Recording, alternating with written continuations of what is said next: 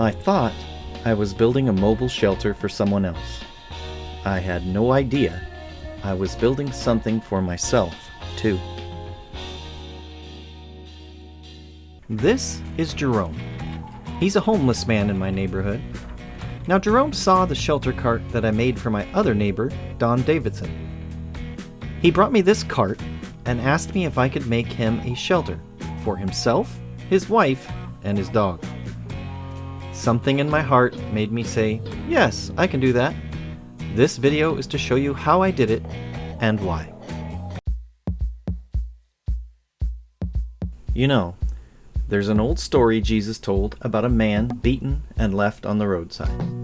Religious people passed him by, but it was a stranger, a Samaritan, who stopped to help. At least that's what I told myself this was about. Being a good neighbor. This was about them, not me.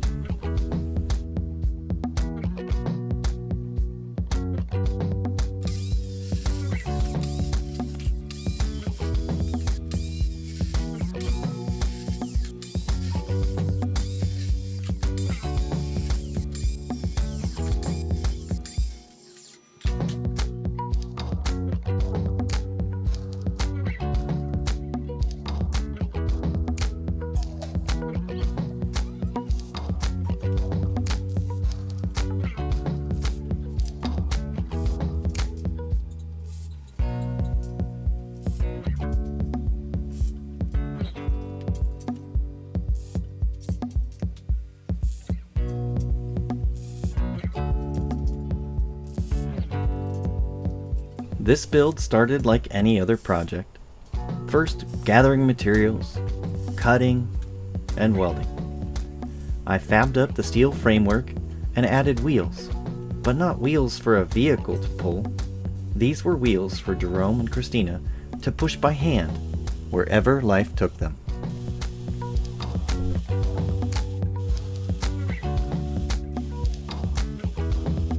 When I finished fabricating the framework for this future box on wheels, you'd have thought I'd built them a mansion. I remember thinking, it's just a metal frame on wheels that they'll have to push around. But to them, it was hope taking shape. It was mobility. It was home. Somewhere during the construction of the wooden structure, something shifted. The basic sleeping area started taking shape, the simple storage solutions, and even that bucket toilet. Every piece mattered to them. I realized I was learning something I hadn't expected.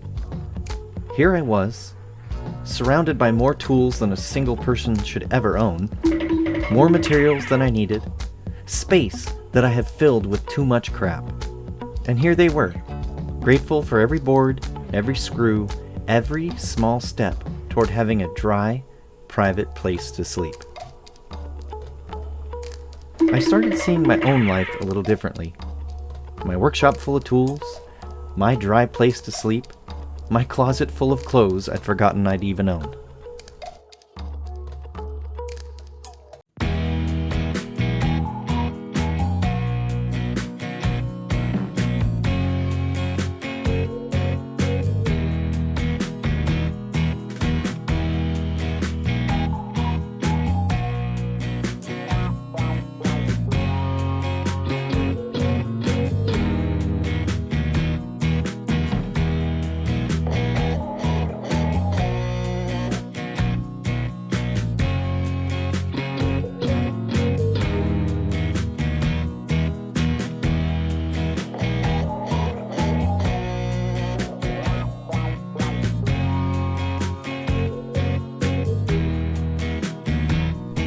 The day we painted the finished shelter, that's when it really hit me. Jerome and Christina insisted on helping. Here they were, paintbrushes in hand, beaming as they put the finishing touches on their new home. It isn't much, by most standards, a mobile shelter with the basics, and not even all the basics. But watching them paint it, seeing the pride in their faces, their excitement over having something that was theirs, I found myself wondering, when was the last time I felt that kind of pure gratitude? When was the last time enough felt like abundance? Here I was, complaining about wanting more, while they were celebrating a bucket toilet like it was luxury.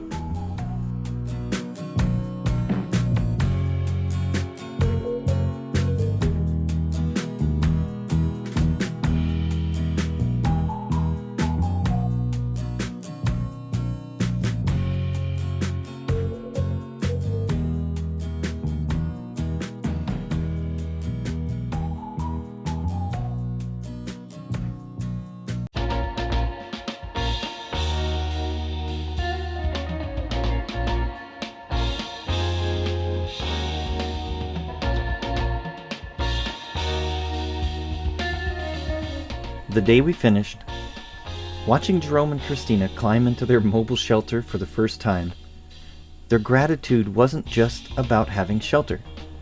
It was about having dignity, privacy, and a door they could lock, a place they could call theirs, even if they'd have to push it by hand wherever they went. And I realized something. I'd been so focused on what I was giving them that I'd missed what they were giving me. I set out to build a mobile shelter for a couple who needed one. What I actually built was a bridge back to gratitude in my own life. Jerome and Christina taught me that abundance isn't about having more. It's about appreciating what you have. That story Jesus told about the Good Samaritan, I thought I knew how it ended, with helping someone in need.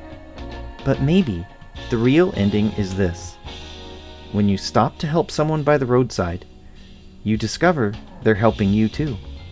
The Samaritan didn't just save a life, he found his own humanity.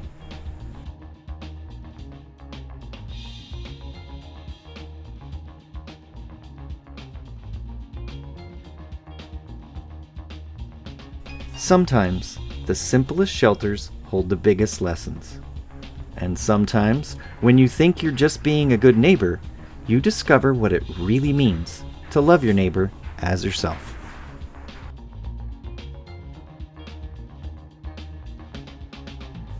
If this story resonates with you, I'd love to hear about a time when helping others helped you too. What does enough mean to you? Let me know in the comments. Would you like to become part of this project and others like it? If so, please consider visiting my GoFundMe fundraiser page and make a small donation. Even $5 or $10 would make a difference. There is a link to the GoFundMe page in the description of this video. If you aren't able to help financially, please share this video with your friends. Thank you so much for watching. God bless you.